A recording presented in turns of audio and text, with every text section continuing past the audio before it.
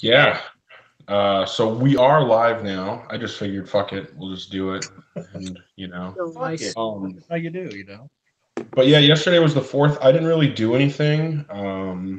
My wife and I are on a fairly strict diet, so How strict? yeah, it's pretty strict. Well, like what But though?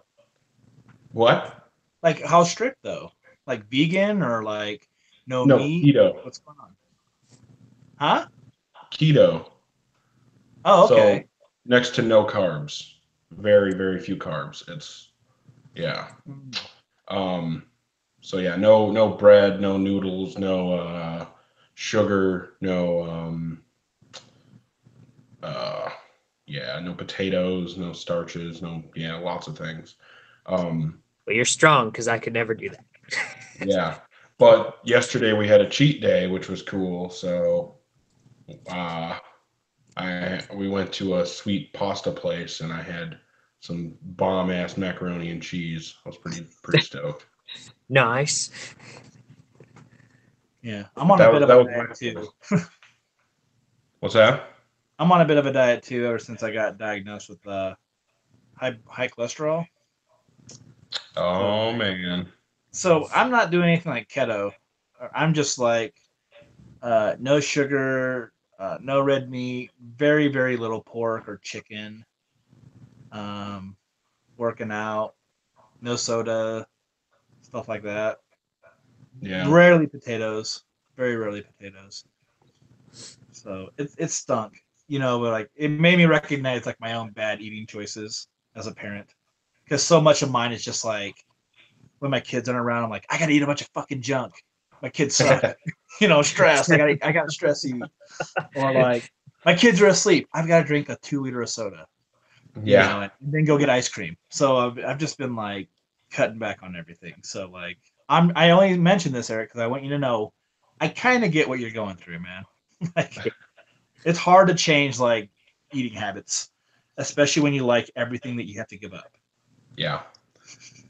Yeah, my like favorite thing in the world is like chips and you know uh like oh for the cheat day one of the things that I got was I got myself a box of wheat thins and that was fucking amazing. Yeah. I fucking love wheat thins. So, that was a big deal for me. um but yeah, it's I don't know, it's nice. I've lost like 20 pounds ish and It rules. uh Yeah. Oh yeah, been man. been working out a lot, so I'm really happy for you, man. I'm glad you're doing that. thank you. Yeah, well, moving in the right direction. Still got a long way to go, but it's whatever. I've been trying to do the gym thing like 3 to 4 times a week. I made it like 16 times to the gym last month, so that was pretty cool. Today was my third workout at the gym this month, so That's Nice. cool. Nice. actually doing it. But yeah, so that's cool. We should just talk about food in the gym. Yeah. So everybody's favorite recipes under a no, just kidding. No. Give me all your low carb recipes. No, You didn't blow anything up so yesterday? no, I don't. No, you know what I did? Like, okay, other than eating stuff that I normally can't eat on this diet, most of what my wife and I did yesterday was uh, we went and bought a reciprocating saw. We went and bought a weed whacker, extension cords, like a new toilet seat, um, super fun, exciting stuff like that. Oh yeah, man. Adult stuff. I know all about that, man. Like I said, we just moved into a new house like a month ago, so that's like all my time has been is buying weed whackers and stuff like that. Yeah, I Yeah, just I just did all that too. I bought a new weed whacker and a new lawnmower like in the last month, all battery powered. yeah. I'm trying to be like more green and ecological. And I have a small yard, so I was like, screw using gas on this thing. Our Yeah. yard is way too big, and we have this gigantic tree that every time it storms, it drops like massive branches in the middle of our yard, and we've been like avoiding like doing anything about them you know? And so they've kind of just been piling up in this one area in our backyard. And we've just been like mowing around it. So the grass has gotten really tall. So it was time to do something about it. So yeah, we got the saw to cut up the big ass branches and the weed whacker to knock down a bunch of, well, we needed a weed whacker anyway, but yeah, so we just did a bunch of, so after I went to the gym today, then I came straight home and we went, my wife was already working on it. She had cut down a bunch of shit, and yeah, we got a whole bunch of, and then a dude that owns a building next to us came over with a fucking four-wheeler and a trailer and like took like 3 loads of shit out of our backyard and went and put it at the compost heap for us. So that was pretty amazing. That's pretty cool. Yeah, so that was my exciting day. And then I read some comics. Oh yeah, yeah. I had my wife's family came into town. Her brother, he's from Florida, and he's apparently a bit of a pyro, and so he got all these fireworks. And so we had bought a little bit for our kids. We don't get too crazy out here because Utah's way dry. I mean, like it doesn't take much to set anything on fire out here. But we lit fireworks for like an hour and a half, and it was pretty fun. Like I always am like I honestly think that like fireworks is just like setting your money on fire Yeah. because I mean it's just a giant waste. I mean you buy something that costs $10 and 12 seconds later it's gone. But my kids love it, man. So I was like, Yeah. yeah, I guess I can like kind of lighten up a little bit. But I bought these things called a ground mine, and they were badass. I mean, they would just pop a lot and shoot sparks like literally everywhere. I mean, like not literally everywhere, but like all over the place. To the point where like everybody had to like kind of like run back a few feet, like when we did the first one. And I kind of wished I would have bought more of those because those things were super loud, and the amount of like space that they like lit up was pretty rad. But I don't know. That was my 4th of July. I had a bratwurst. That was like my cheat. I had a bratwurst. We live in like the only county in Kansas City that allows fireworks to be shot. So like my family always comes over, like, and because they all live in different counties and whatnot, and so they all come over and blow their stuff up here. So luckily, I don't really have to buy fireworks then, so that's kind of nice. At least, like, so I still get to have fun with them, which is nice. Just yeah, kids like Jesus, they love them. So and they're like right at that age where like they can kind of like light them themselves and whatnot. So they're super stoked about it. And whatnot, so. Hell yeah. Yeah, the fireworks laws here in Minnesota are super lame. So, like, we got like snakes and sparklers, and then things that are attempts at making snakes and sparklers more exciting. That's it? Like weak ass Roman candles, and like, yeah, there's not a lot of fireworks that are legal here. Oh. So, it's not like even if I wanted to go like get fireworks and do something, there wouldn't really be anything worth doing. You know what I mean? Like party poppers and whatever. Like, yeah, lame ass shit. So, Well, all right. yeah, I didn't really miss out on much by not buying fireworks.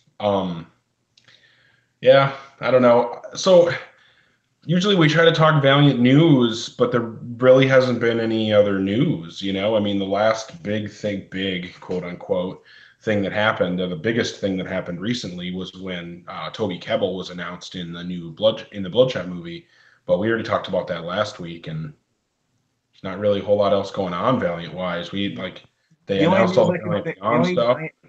huh? Oh, I just said they announced all the Valiant Beyond stuff a while ago, and we're probably not going to get any more big news for quite a while. Yeah, I mean, there was like a tiny bit of news I think that broke yesterday or today where the I think it's Matt Klein or something like that. He came back to Valiant to work in sales. That's about it. He's taking Yeah, over I the sales did see that. department. So someone came back. So someone was happy with their stay, and they're like, "We're coming back to do some more selling of things." But that was it for news. And I've never One met thing I that was guy. happy to see that wasn't really news, but I was happy to see was Josh Dysart actually went into the main Valiant comic fans board on Facebook and made a post about this rumor that's been going around that he and Rafer had submitted competing pitches and they and Valiant chose Rafer's pitch over Josh's pitch. And that rumor had been going around for quite a while, and Josh just kind of put an end to it. And really what happened was, after all the stuff he had written for Harbinger, he had some other ideas of where he wanted to take the title, but he and Warren couldn't come to an agreement, so they ended up working on Imperium instead. And then later down the road, they ended up working with Rafer and doing a new Harbinger title. So there wasn't any like picking one over the other or anything like that. So I think that Rafer has gotten a really raw deal, and I know Josh and I have spent so much time talking about how A&A was handled and received, and then how Harbinger Renegade was received, and kind of the way that the fan community shafted him a little bit.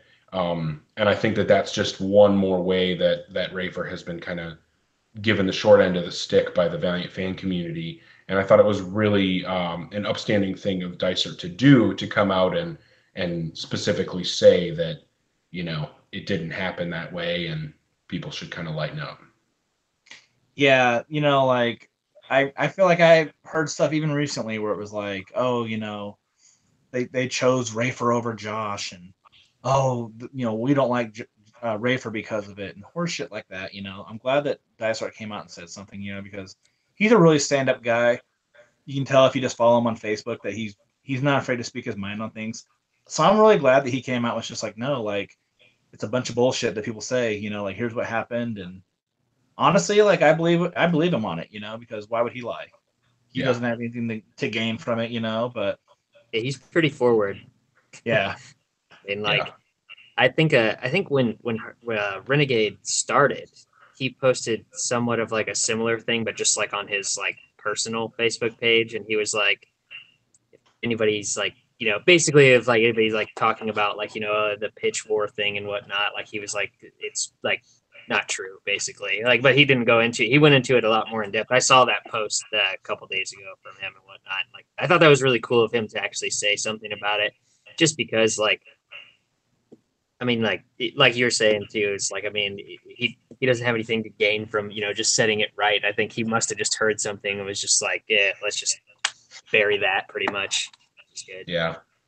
Well, he's probably friends with the people that say that shit, like, because I mean, like a lot, when you get on Facebook and you get on Twitter, especially nowadays, it's so easy to connect with the people who write these books, who draw these books, who work at Valiant. So, I mean, the odds are, like, Dysart's probably got like 100 fans or 100 friends just from like the fan community alone, who only know him from his Valiant work. So he's bound to see something that somebody says and be like, hey, that's bullshit, like. But I'm glad he said it. That's all I can really say on the whole matter. Yeah. It's the best way to be diplomatic. The other thing that Jason did point out in the live chat here is that the other thing that's been coming out recently, and I don't know how much we talked about it yet, is the fact that there are going to be those 1/6 scale Valiant figures that are $160 fucking dollars. If they weren't $160, I would be way more excited about it. Like, I'm still excited. I'm still stoked that this is happening. It's a step in the right direction. But god damn it, I can't afford a $160 Bloodshot statue. Or, well, it's not even a statue. It's an action figure. But still, I can't afford that. Here's the one thing I think about this, and this is what I'm going to risk doing, because I'm a big Bloodshot fan too. Not as big as Eric. I do concede that Eric is probably the biggest Bloodshot fan in the fan community. And you agree. So anyway, they're $160. They're sweet. These, go look at them. We've posted them on Get Valiant's Facebook page. They exist on Valiant Comic Fans if you want to go back to there. But they look awesome. They've got a ton of accessories. I think they're posable so that you can kind of move them around and shit. They look rad, and I believe it's the first of a line of figures loosely based upon Ninjak versus the Valiant Universe. So yeah, you might be like, oh, it's $160 for Bloodshot. But then, like, if you're a Valiant collector, you're going to just be like, shit, I'm going to have to probably like shell out like $1,000, to get all of them, which kind of sucks. But my thinking is the statue is like $250 at one point.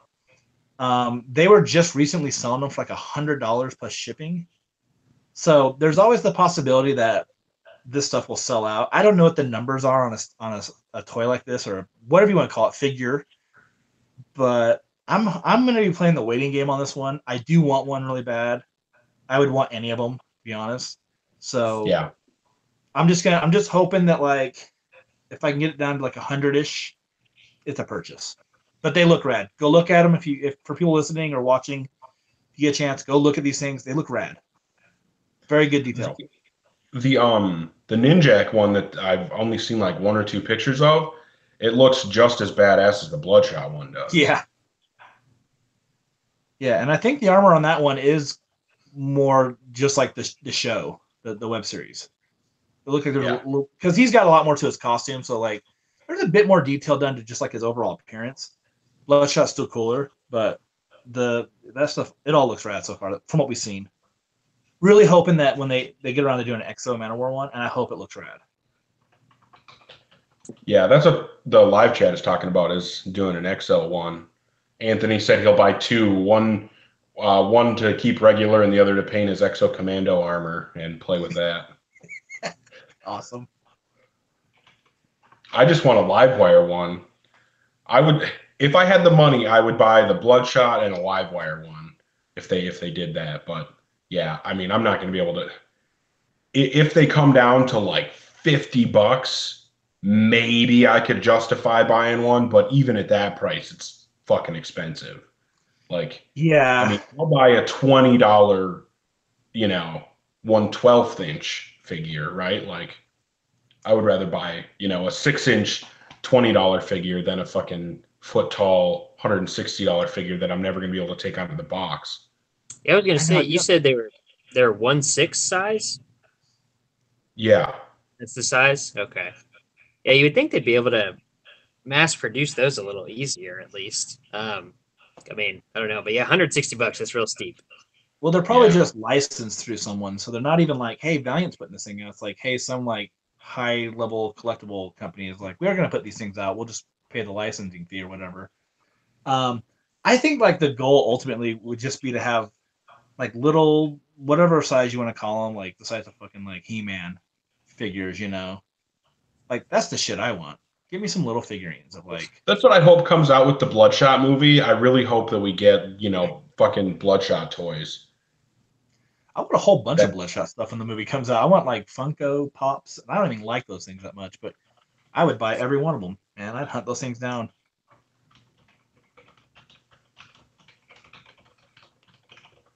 Oh man.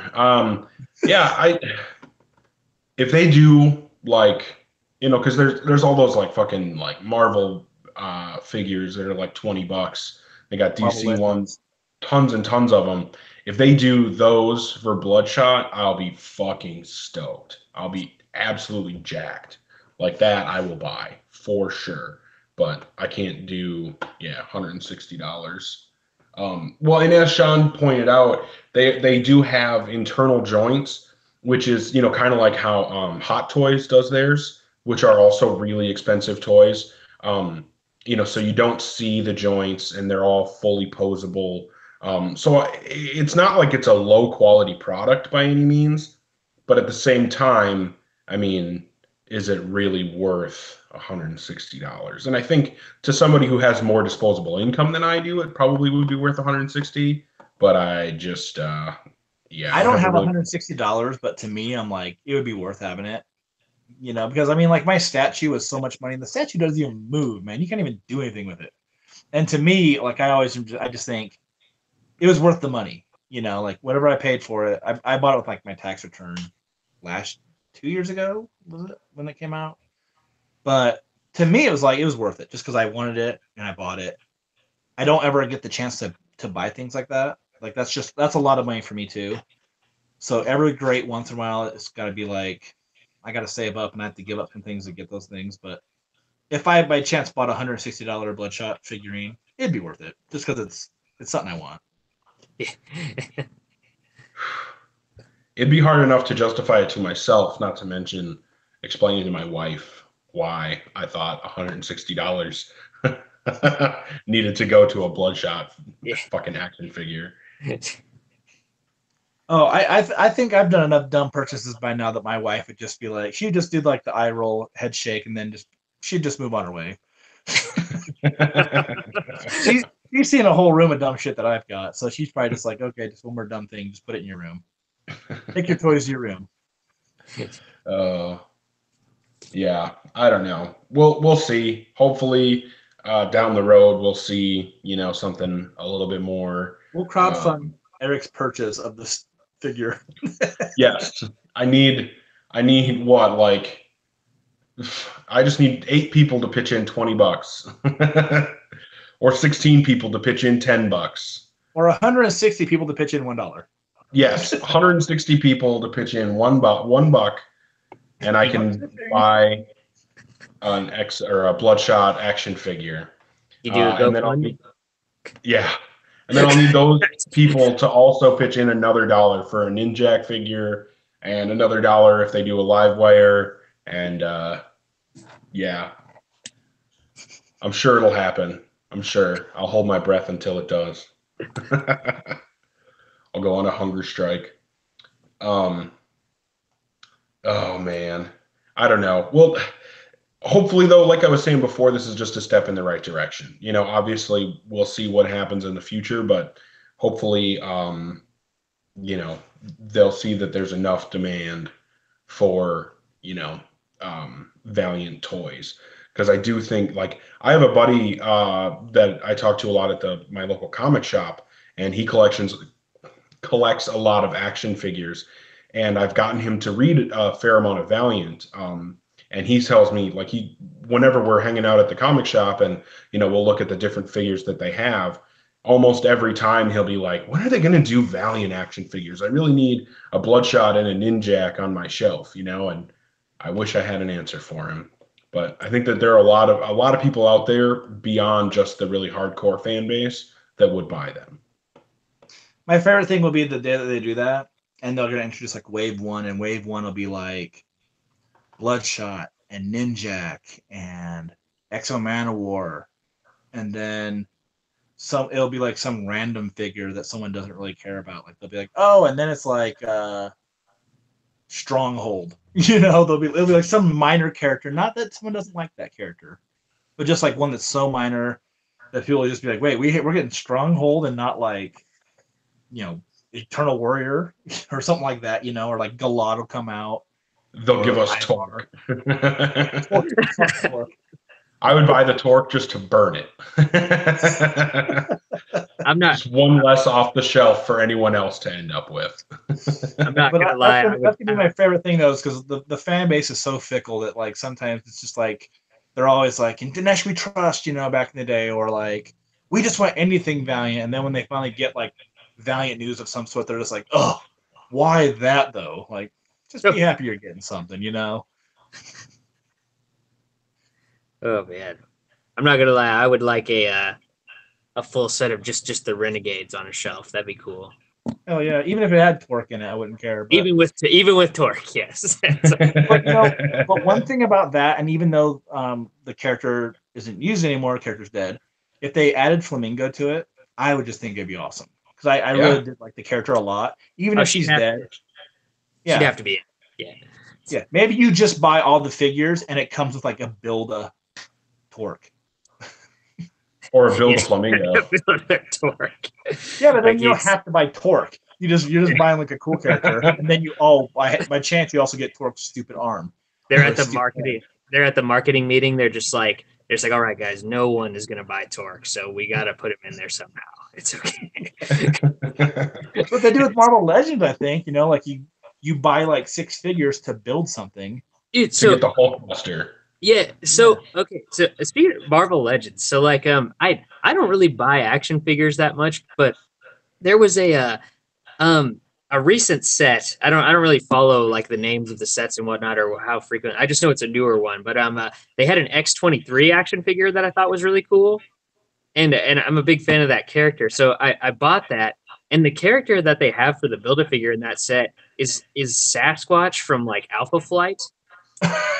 and it's like, and I was, and I was like, I mean, I know who that is, but like, it was just like who wants that? Like, it's like in the previous like set that they were releasing, it was like Thanos or something, and it's Yeah. like someone Don't that everyone lie. knows.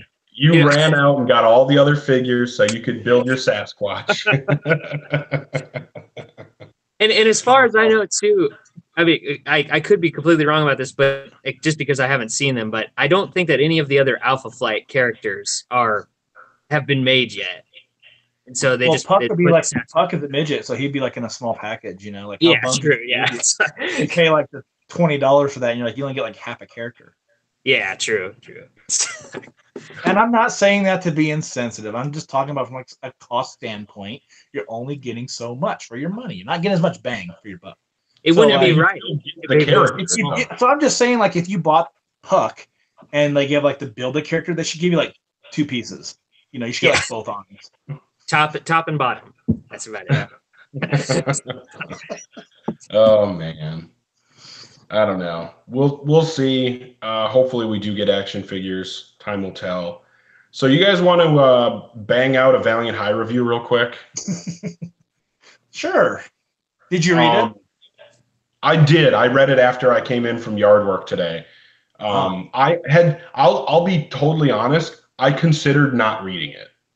Why? That thought did cross my mind. Nick, did you read? Have you kept on? Have you kept up on Valiant High? I have not actually. I've never read any of it. What? Yeah, I'm sorry. I can't. How can you possibly get out of here? Get the fuck out of my house. Disconnect. Oh yeah. Hang up. No, like when we were talking about this on the last episode, Josh was like, yeah, whatever our scores and review was for the previous issues, that's the scores and review for this one. Pretty much all I've got to say about it. I mean, well, let's talk about it. Let's take a minute. I read it, so like, yeah, I read it too, but that was about as much time as I want to devote to it. Oh, we got to be a little bit nicer than that. I'll talk about it real quick. I'm not saying it's like poorly written or anything like that. Like if Daniel Kibblesmith somehow watched this, I wouldn't want him to think that I'm like trash talking him. I'm also not trash talking the artist because I think that it's a well-produced book.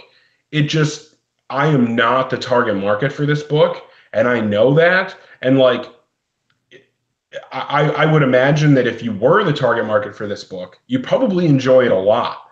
I'm just a 32-year-old man who likes, Bloodshot and the Punisher. I'm not really super into teenage angst and football players and. Well, here's the thing. I'm almost 42. I'll be 42 next week, and I like gun violence too, and I like football players and teenagers probably not.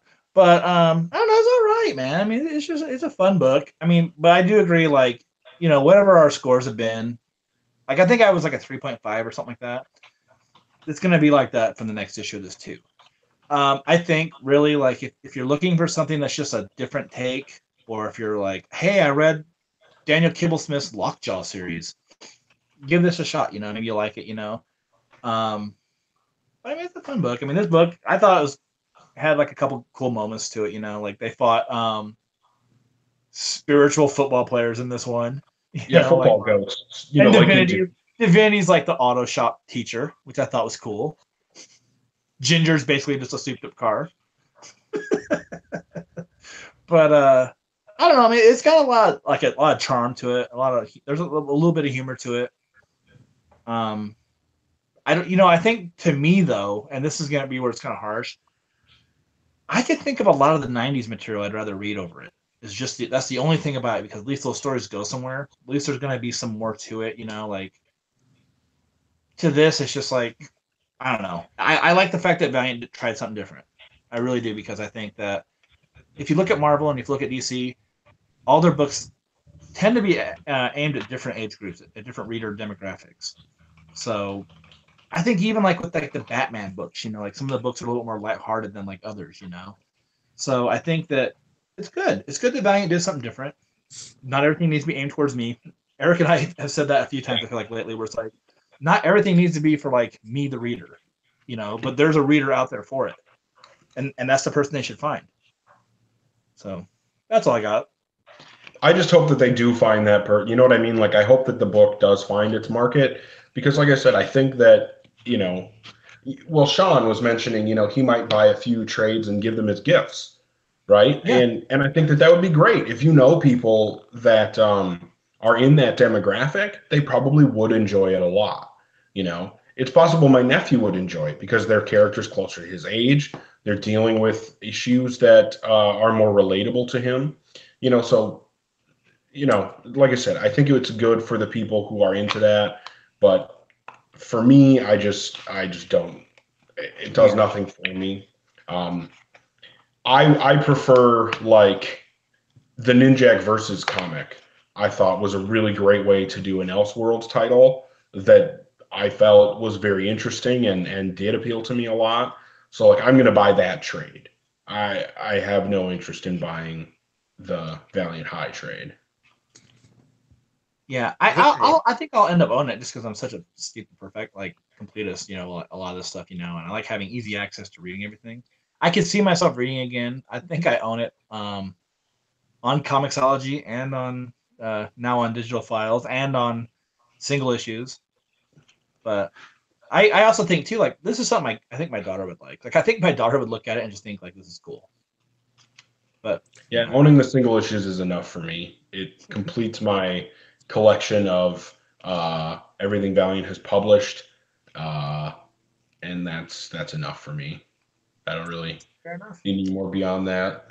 But the other thing that we were going to talk about, because there's such little Valiant stuff to talk about, and I'm surprised we've killed half an hour just chatting about nonsense so far. Yard work.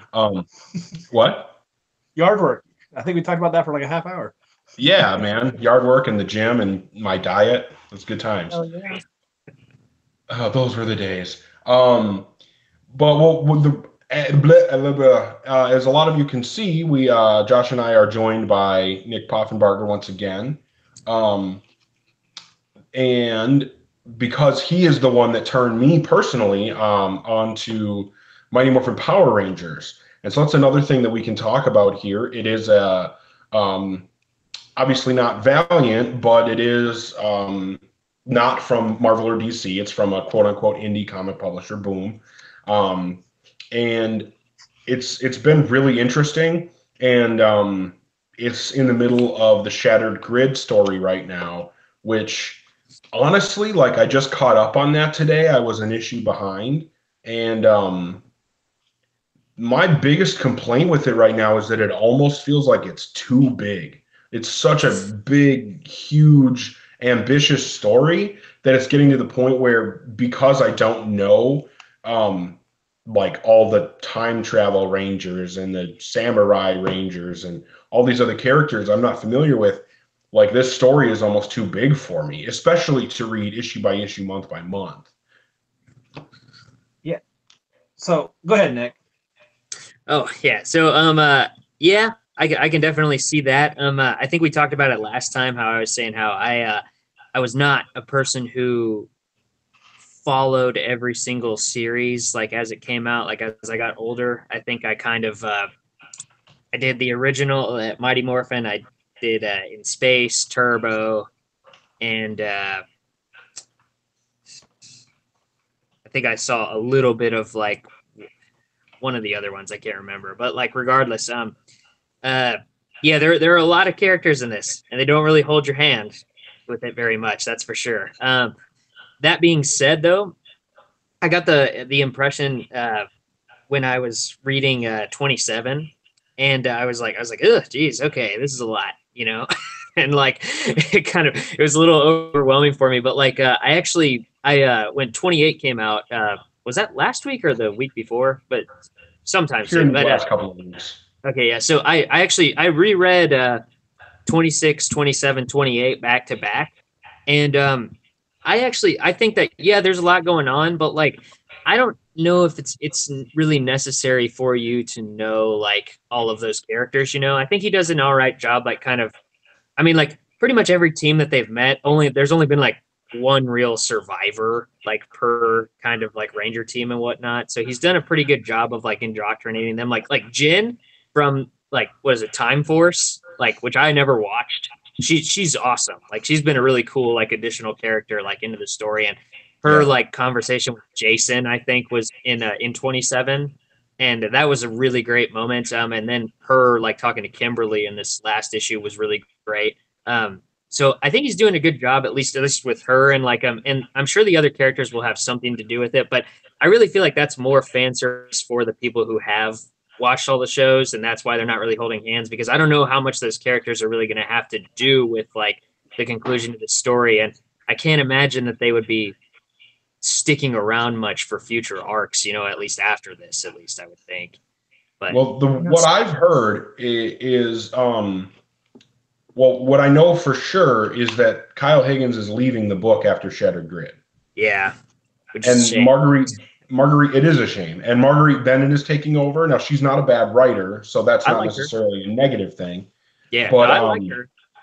supposedly, it's going to be a new team. So it's not just going to be, the Rangers that we're used to. It's not just going to be Zach and Jason and Kim and Trini.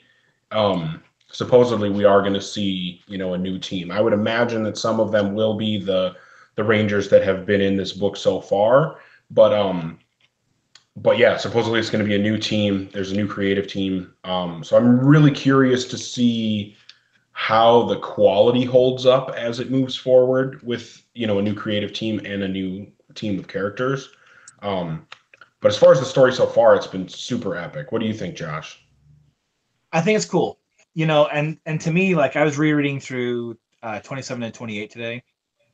And to me, I think like the story is just really, really epic in design. I think it's really worthy of all the press and publicity that Boom has gotten out of this. My son, I think we talked about this like last time we had Nick on. My son had just started getting into Power Rangers. And my son, that's all he watches, man. And he runs around the house, cry kicking the shit out of everything, okay? He's just so into it. He's just nuts, okay? And he loves Tommy, like Jason David Frank's character. He just thinks he is like the tits, man. I mean, he can't get enough. And it's crazy because like my son's just burned through and stuff. He's like, I mean, we realized on Netflix, I don't know if I mentioned this before, but there's like 20 different like series. Yeah. Oh yeah. And the thing is, like now he's like, oh, I want to watch Power Rangers Dino Charge. I want to watch the Mystic one. I can't remember what the hell it's called, like Mystic Forces or something like that. I want to watch Dino Thunder. He's watching Ninja Steel and Samurai. So like I've seen all these. So I actually think it's really kind of grand in scale, like that they can comprise the story of Lord Dracon going against all these different iterations of the Power Rangers through different timelines or through different eras or realms or whatever you want to call it. They're involved in all these characters. And to me, I just think like having a little bit of knowledge because I watch it with my son. And I only grew up on like the Angel Grove stuff, like the original iteration of the Power Rangers, the original 5 and Tommy. That's all my knowledge was as a kid. So to me, like looking at all this stuff now with like the additional knowledge of watching it with my son, it's a cool story, man. Like there's a lot going on here, and I think that this is the kind of story that you don't have to be a hardcore fan of the Power Rangers to enjoy. It just helps to be a little more knowledgeable of it, to know who the hell some of these people are, because their costumes look really the same. I mean, I know like between like Ninja Steel and Samurai, like it's hard for me to pick out who the hell is who, or like Dino Thunder and Dino Charge, like they're not the same ones, but they look a little the same. And Power Rangers already look a lot alike between all of them, Yeah. but I don't know, They man. use Like, the same colors over again, and yeah, that's kind of the neat thing once you branch out into some of the other like different ones that they only did like for a season or two, is that there's people that have like a purple suit or someone's gold or somebody is something else that's not just those original 5 or 6 colors. But I don't know, man. Like to me, like it's a really exciting book to read. Again, like it's one of those things where I'm like, I can't believe I read Power Rangers, but it's awesome. And I think that like you don't have to be a hardcore fan to enjoy this. It only helps to be a hardcore fan to know who somebody is. But they do. I mean, they pop up a lot of characters all over the place. Well, and that's kind of what I was saying with like all the people they've been introducing is like, I don't know who a lot of these people are, like at least from like, the teams from when I didn't watch the show, like, because I was, too old or had no interest after that. But like, I feel like a lot of that is fan service for the people who do know, which is cool. but they're not making it like vital that you know who this person is. Like you kind of get like Jin is a good example. Like I was saying, I mean, I think she's a great character, and I never watched Time Force or anything like that, but like she just does a really they do a good job of like, you know, like I get her deal and I get why she's important, and like they don't tell you anything more than you need to know, and like you don't, yeah, I don't feel lost. It's just that the fact that the past two issues have been like Eric was saying, it's like it's very grand in scale, that's for sure. And I'm wondering how he's going to tie it together. And two, I know my thoughts are a little mixed at the moment, but like but with Marguerite Bennett coming on, I really like Marguerite Bennett. Like I've been reading Animosity, Good and book. like it's great, and like it's really cool, and she's really good at like I could see why they picked her or why she. I don't know if they you know outsourced her or whatnot, or if she actually like kind of you know wanted the job and whatnot and applied for it. But like she's really good at writing like books full of characters and like being sure to really differentiate them. So with a team book like this, I think she'll really do well. But like yeah, but she's a very different writer. Like I won't even say like better or worse than Higgins, but like the book is going to be very, very different, and we'll just have to wait and see if it holds up at least. Sure. I'm not super familiar with Marguerite Bennett. I've read a little bit of stuff by her, but not really like enough to have any kind of opinion on her as a writer. So I'm going to give the book a chance when she takes over, but I'm not like convinced right now that I'm going to continue following it. Yeah, What I thought was so good about the Higgins run so far, and I'm telling Sean in the live chat right now that the book doesn't feel like the show. And one of the things that you have told me, Nick, that Higgins was trying to do was, he wanted to make the book feel like, make the book feel to an adult the way the show made him feel as a kid. yeah, And I think that the book has done a really good job of that. It's got like I just feel like the Power Rangers characters make way more sense in a comic book than they do on a TV show. Like when you put those characters on a TV show, especially a fairly low budget TV show or a 90s TV show that has shitty effects, it's really hard to take them seriously. However, when you put them in a comic book where there's no budget constraint and everything looks as cool as it can be drawn, it actually comes across really well. And it isn't necessarily like, super dark and gritty and serious, but you can take it seriously, and the yeah, characters feel real. Yeah, it definitely feels dark. There's like a dark tone to Power Rangers It's a book. lot darker than you would like assume a Power Rangers comic would be Oh if you had yeah, only ever seen like the recent movie or the TV show as a kid. Like it's definitely darker than those would lead you to believe. yeah. I You know, I feel mean, like like, go oh ahead, go go ahead. ahead. Oh yeah, I was gonna say I feel like it's darker in the sense of just like what Higgins said about it, and the fact that he wanted to make it like make a person feel like how they were when they were a kid when they watched the show, how epic and how we built it up in our heads and whatnot. But I don't feel like he's made it dark in the sense that like it's messed up and gritty and like really. I mean, there are like elements of that, I guess, but like I mean, it's not like a straight up just like this is a dark reboot of like this property. It's like to me, it still feels like the Power Rangers, and that's like the coolest thing. He found a really happy medium with it, and like yeah, I mean, like I feel like that a lot of that is him and just that philosophy behind him when he wanted to do the book. Because I mean, he even said at that panel that I went to last year, like how he was gunning for this book, like he wanted to write this. Like it was like he like I don't even think they interviewed anybody else. Like he just got word of it first and pitched, and they were like, yeah, go with that. So I mean, yeah, we'll see how it affects it later on. I mean, like I do think that this is a very worthy. The fact that it is so epic in scale in this storyline, it is a very worthy swan song to his run. Like, I Sure. mean, before that, I mean, what would he be able to do? I mean, he could go back and like scale it down a bit and do more character development, but I mean, like, I think he'd rather go out with a bang. Like, I mean, so, and that's cool by me. Like, Yeah, I don't blame him there. And yeah, I mean, as far as the darkness of it, I would agree that it still feels like Power Rangers. It's not like it's, they made that kind of joking, super dark fan film or whatever with like Katie James Sackhoff. Vanderbeek. Yeah, they made that super dark one, and it's not anything like that. It's not like trying to be crazy dark, but at the same time, I mean, people die, Yeah. and it's legit. Like, and you see it happen. Like, there was a death in this issue that I really wasn't expecting, and I thought it was handled really well. Like, it was the way that they built up to it, and then when it happened, like, I was kind of like, damn. Um, and Yeah, it plus, caught me off guard. yeah, because everybody's also dressed similarly, I wasn't sure which character had died at first. And it wasn't until later when one of them took their mask off, I was like, okay, he's the one that's still alive. Got Yeah. it. I thought they did it. I thought they did it the other way around for a second too, and I was That was like, what I what? thought. It Yeah. seems like when we all got together before and talked about it, we were all like, do you think they really killed Tommy? And I'm glad that they, at least for like the time being, like they've stayed true to that. Like it seems like the book has repercussion because I think And that they drove that point home in this issue too. Like, They yeah, really you did. can't Yeah. go back and bring Tommy back to life. yeah, like they make a point. The Time Ranger one, I can't remember her name at the moment. We've already mentioned her name like 50 times. Jin.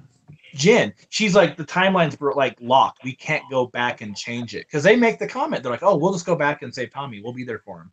And she's like, no, we can't. Like the past is cut off. We can move side to side and we can move forward. We can't move back. And so I think in that kind of like instance, like when you write that down on paper, you have to stay true to it. So I applaud Kyle Higgins for that. Like just for, he's going to follow through with it, at least for what we know. Yeah. And I don't know how this thing ends, but I try not to read anything about this title just because I already see enough of it at home with my kid. So like to me, like reading the comic and like the couple episodes I watch a day with him, I'm just like that's enough Power Rangers for me. But I also think too, like if you block out like the TV shows, like if you're like, oh, I hate the TV show, so I couldn't like the book. I wasn't a huge fan of the TV show, but the book's awesome. I mean, you can just like this book because Yeah. it's really well done. It's well done for a teen book, and I think that's a really hard thing to understand sometimes when you look at how many teen books exist within comics. I think this is one of the best ones because everybody feels like they have their own voice. There's a shit ton of action, especially with Shattered Grid. With Shattered Grid, there's so much. I mean, the book is just action nonstop. Yeah. And just going back to the whole idea of like it being like as a comic book for the medium for the Power Rangers, I was actually thinking about this when I read issue 27. Mostly because of that. The scene that keeps sticking out to me is that one where in 27 when Jin and Jason are in the Tyrannosaurus Megazord and whatnot, and they have like that conversation with each other. That's like a really cool, like kind of like you get to know their characters a bit better and whatnot. And it really made me think. I was like, like yeah, you could do that, and those are the moments like that really like help in like TV show writing and whatnot. But I feel like it's kind of ironic that like we don't really get that in any of the series, and like we've gotten this in the comic book, like but without the TV show, obviously, no disrespect to the TV show or anything like that, because without it, we wouldn't have the book at all. But I mean, like, I really feel like this is such a great medium for these characters and like just the types of stories that like I think people who grew up watching the show wanted to see like in the show, but because of either budget constraints or just because of like pressure from like the networks or whatever, like we couldn't get stories exactly like this. Like the closest thing that the one that everyone talks about is like the original like 4 or 5 part like Green Ranger saga where you find out who Tommy is and like all this stuff, and it's like his initial kind of indoctrination into the show. And like that was kind of like a long planned out story, but like beyond that it's just like the comic just works so well with this team and like with this franchise. Like I hope that like it keeps going and it keeps going at like the quality that it's at. Well, the old series, I mean, they only had like 7 different like cutscenes they could use, like when they had fights, and And they just Exactly. recycle all the exact same, like when all the Zords show up, it's the same footage every single time for like 3 years of watching that show. And it's so formulaic, you know. I can understand when people are just like hesitant, you know, because of that. To me, the show was, and like Nick pointed out, I mean, there's the whole Green Ranger thing that was kind of a longer term story. But other than that, it's a very episodic show. It's not a serial show, Yeah. and for anybody that doesn't know what I mean by that, every episode basically starts in the same place, and by the end of it, everything's back to normal, back to status quo, and then the next episode starts. And that's actually a big reason why I stopped reading Batman comics, was that every arc just felt episodic. There was no character growth, there was no movement, and the character growth and actual movement that happens is always on the periphery. Nothing ever changes Batman. But you get Yeah. a character book like Power Rangers, and you can go that episodic route where, there's some tension in the team during the episode, but everybody comes together by the end and they work together and they defeat the villain, and then another villain or the exact fucking same villain is back again next week, for the same fight. Or you could go the direction that Higgins has gone with it and say, because that first arc, it set up who the team is and where they're at right now, and kind of brought Tommy into the fold after what was all going on there. And then from there, it's just he's basically been world building, and not even world building because the world is already kind of there, but like exploring the world and expanding how much of the world the comic covers, to the point where now with Shattered Grid, it's just completely exploded and encompassed everything Power Rangers ever. And to me, that is what makes it a good story. It's not that like formulaic. It's not episodic. It's very much a dynamic story that moves through time, and the characters change, the characters grow, they learn things, and the dynamic between the team changes. Every time I see Jason and he's wearing Tommy's gold chest piece shoulder thing, like that just reminds me of like the movement that has happened, the fact that Tommy's gone, and I mean, things have changed, Yeah. and to me, like, that makes it a lot better than what we ever got from the show. That's, I don't know, that's my big like takeaway of the big major differences between where the show went and what the comic is willing to do, and hopefully Marguerite Bennett continues that. No, I 100% agree with that. Yeah. I mean, I, I've said it before. I mean, like I can't really praise it enough for just what it did and what it made me rethink about the characters. And like it's one of my favorite books to pick up every month. I mean, just because of how well written it is. I mean, like I'd say the same thing about an Alpha Flight book if it was this quality. So that's okay. Yeah. That's Honestly, part of what I like it is the same reason why I'm such a big Valiant fan. Valiant has this whole universe of characters that they allow things to happen to. Some of them even die, like Flamingo, and that's what's exciting with this Power Rangers run, is that it's this whole world of characters and things actually happen to them. Tommy died, and who knows what else is going to happen. Like we were talking about before, we just saw another fairly important to the comic death that just happened. That was kind of a big fucking deal, and I'm just curious to see where it'll continue going, and hopefully it stays this level. yeah. One thought I have towards all of it is I know that they just recently sold the property, and I want to say Hasbro bought it.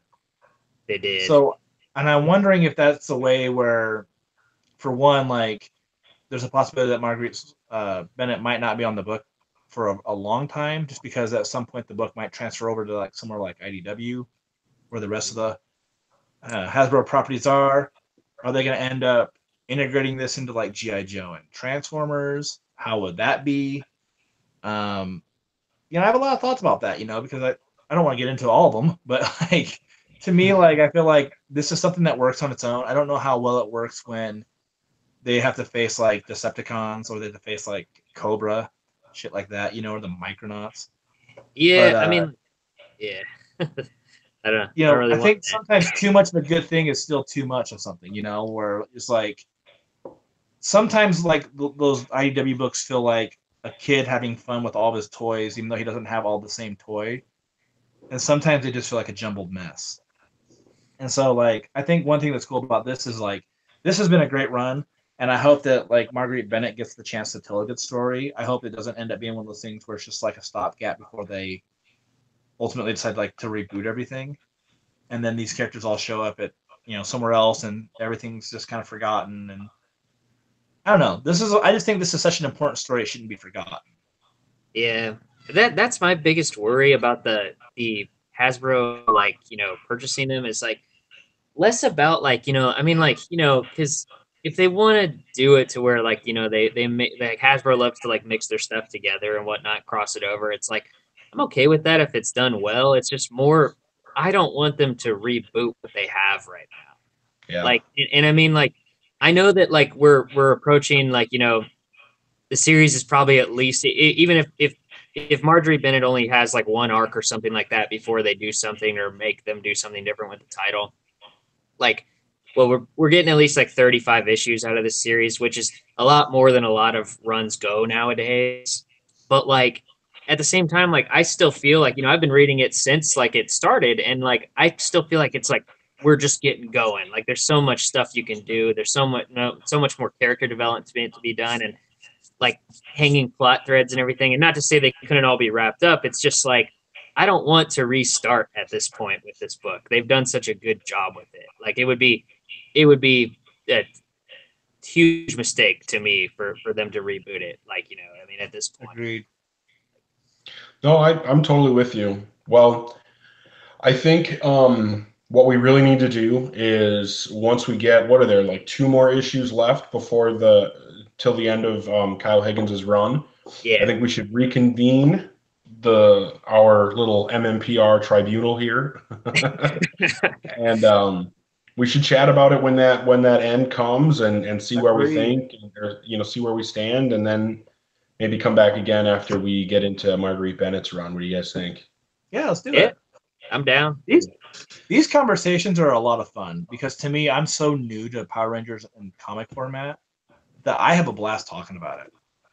Yeah, no, Yeah, it's So that's great. exciting to me for it. You know what I mean? Like this is a world that, I remember watching the very original, Angel Grove stuff when it very first hit TV when I was a little kid, and that was the only stuff I ever knew about Power Rangers. I went and saw the recent Power Rangers movie just out of nostalgia, and other than that, I don't know anything about Power Rangers. So reading this book and the fact it's been so good has been, really enjoyable for me. I actually feel like I've, added, um, a new reading experience that I wouldn't have gotten anywhere else. And like you guys, I hope that doesn't go away, after now that Hasbro's bought the characters. But yeah, I think that there's value just in that alone. And, like I said, it's a new universe to explore. It's new characters to get to know. And yeah, I really am enjoying it, and hopefully the end is just as strong as the run has been so far. and this is also the perfect kind of topic to have on a week where we only got one book. Yeah, Yeah. I totally agree. I totally agree. Hopefully, Well, people I who want to listen thank. like understand why we do this kind of an episode where it's like we only have one book to talk about. There's no news. I mean, we are a Valiant podcast, but all of us, it's good to know that like we're not that diehard about it. Where it's like we're only going to talk Valiant. We have a Right. 12-minute long episode. Um, I'm also glad that we didn't do our live reading of Valiant High like we had discussed. I don't know if I would have a good voice for some of the characters. I can't really. I don't have a good vocal range. Yeah, for teenage Faith, no thanks. Um, Right. but No. anybody who has been watching with us or listens to this later, thanks for sticking it out, even though we are talking about stuff other than Valiant. Hopefully, if you haven't given it a chance, you go out and check out the current Mighty Morphin Power Rangers run, because I can pretty much guarantee it's better than you're expecting it to be. It has been really enjoyable. I want to, again, thank you, Nick, for coming on another episode. I don't know how many times you've been on the show now. You're uh, Like 4, 5? I don't know. 4, Somewhere something around, around. yeah. Like, I think this is Yeah. the probably fourth one time of our I've been more on. So I think you did it one time when I couldn't make it. Yeah, So- yeah. Yeah. So you're becoming a more of a regular guest than anybody else we've had. So it's cool to have you on, and Yeah. I'm glad you convinced me to read Power Rangers, and now we're able to talk about this stuff. But Oh yeah. yeah. Thanks again to everybody watching and listening. You can sign off. I'm Eric Baumgart. I'm Josh Rathbun. I'm Nick Poffenbarger. I hope you all have a great week. Stay morphin'. Power up and energize. Is that what it is? What is the saying? I don't know. We should all pick a dinosaur that we can, It's morphin' time. That's what it is. It's morphin' Pterodactyl. Pterodactyl. Power of. I don't know. How is there not a raptor? There I don't should know. have. There might be though, because so many of the different series have dinosaurs. That's Like true. dinosaurs is a huge theme throughout most of the ones that I've seen now with my kids. So there might be a raptor. I'll be the raptor, whoever the raptor is. Is this truly the longest ending we've ever had to an episode? All right. Goodbye.